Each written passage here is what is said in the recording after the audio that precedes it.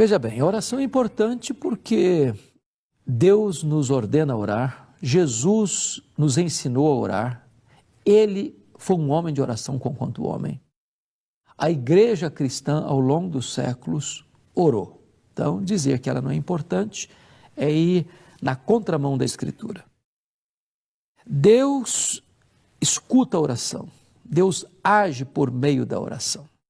Deus é soberano e Ele não precisa que nós oremos para Ele fazer. Ele é Deus, Ele é livre, Ele é soberano. Mas Ele estabeleceu na sua soberania que faz mediante a oração do seu povo. Por isso Ele diz, todo aquele que pede, recebe. Todo aquele que busca, encontra. Todo aquele que bate, abrir-se-lhe-á. Há determinadas dádivas e bênçãos que se nós não pedirmos, nós não vamos receber. Nada tendes, porque nada pedis. Agora, é possível que eu peça mal. É possível que eu peça com egoísmo, para esbanjar nos meus deleites. Então, quando eu peço mal, Deus não me atende, porque eu nem sei orar como convém. É por isso que a Bíblia diz que o Espírito Santo nos assiste em nossa fraqueza, porque nós não sabemos orar como convém. E Ele intercede por nós sobremaneira com gemidos inexprimíveis, para que a nossa oração seja alinhada com a vontade de Deus. Então, é maravilhoso isso, pastor, porque para mim a oração é unir a fraqueza humana com a onipotência divina. A oração conecta o altar da terra com o trono do céu. Não há nada mais revolucionário no mundo do que orar. Eu não estou dizendo que a oração é poderosa. Poderoso é Deus que responde à oração.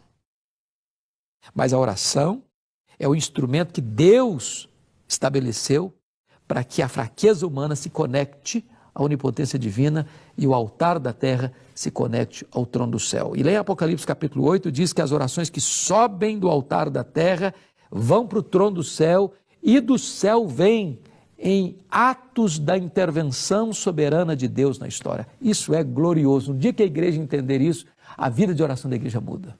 O senhor já respondeu as duas perguntas que eu fiz, agora a terceira ainda não, e eu vou apimentar mais um pouquinho. O senhor acabou de dizer que o próprio Deus instituiu a oração, o próprio Deus determinou que o seu povo o busque por meio da oração, que Deus se deleita na oração do seu povo, mas é que no texto que recomenda a oração, há uma expressão muito severa. Sim. Não useis de vãs repetições. Então a terceira pergunta é, tem como por meio da oração pressionar a Deus? Não, Deus não pode ser pressionado. Algumas pessoas beiram a blasfêmia quando chegam para Deus e dizem assim, eu decreto, eu proíbo, eu determino, eu exijo. Como se essas pessoas estivessem assentadas num alto e sublime trono e Deus estivesse assentado aos seus pés. Que tolice, que bobagem. Está escrito lá em Efésios 1:11, que Deus faz todas as coisas conforme o conselho da sua vontade. Está escrito lá no livro de Jó, capítulo 42, versículo 2, que os planos de Deus não podem ser frustrados. Então, é maravilhoso isso, porque Deus é Deus. Se Deus pudesse ser manipulado, se Deus pudesse ser pressionado, se Deus não fosse soberano, se Ele não fosse livre, Ele seria menor do que nós. Ele seria um Deus pequeno, minúsculo. Ele é soberano, Ele é todo-poderoso, Ele é livre para agir. Ele não precisa nem pedir licença para nós para agir. Tem gente que não, Deus não pode fazer isso, Deus não pode fazer. Deus pode fazer, Ele é Deus, Ele é livre, Ele é soberano. Ele não precisa pedir licença para a gente. Ele faz tudo quanto Ele quer, do jeito que Ele quer, quando Ele quer, com quem Ele quer. Agora, Ele não pode ser pressionado. Ele é soberano. E isso é maravilhoso, porque eu me dirijo a Ele como um pai. Pai nosso que estais nos céus. Ele é meu Pai, Ele é seu Pai, Ele é nosso Pai. Então, Ele nos ama. Ele tem o melhor para nós. Nem sempre Deus nos dá o que nós queremos. Deus dá o melhor para nós. Ele dá o que nós precisamos. Por isso que Ele ensinou a orar assim, pedi, dar-se-vos-á. Todo que pede, recebe. Todo que busca, encontra. Todo que bate, abrir-se-lhe-á. Mas ele não diz que todo que pede, recebe o que pede. Isso não está escrito na Bíblia. Todo que pede, recebe. Recebe o quê? Recebe aquilo que é o melhor, aquilo que é o bom, aquilo que é fruto da boa, agradável e perfeita vontade de Deus. Pastor Hernandes, sendo a oração um meio de graça e tendo sido ela instituída pelo próprio Deus e Deus se agradando que o seu povo o busque, por que as reuniões de oração, na grande maioria das igrejas, são esvaziadas, são vazias, poucas pessoas? Pastor Jailton, isso revela a espiritualidade enfraquecida, apática das igrejas hoje. Por quê? Porque as pessoas estão indo às reuniões de oração buscar o quê? Buscar coisas, buscar bênçãos.